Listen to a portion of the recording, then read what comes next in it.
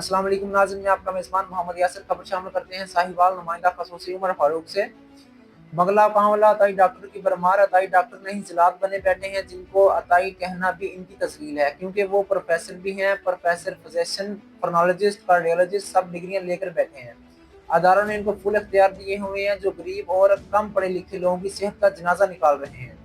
जच्चा बच्चा के ऑपरेशन की वर्कशॉप बनाकर बैठे हैं। अदारे मुकम्मल तौर पर खामोशी तमाशाई बने बैठे हैं, जो चेक बैलेंस नहीं अपनी जेब में पैसे डालते हैं और सब अच्छे की रिपोर्ट बना कर चले जाते हैं। पहले तो अताई सिर्फ छोटी दुकान पर गुजारा करते थे, अब बड़े बड़े अस्पताल बनाकर बैठे हुए हैं, जिनको डिस्ट्रिक्ट इंस्पेक्टर और दूसरे लोगों ने फुल इख्तियार दिया हुआ है कि आप ही सर्जन, आप ही फिजिशियन, आप ही फोरेनोलॉजिस्ट, आप ही कार्डियोलॉजिस्ट हो।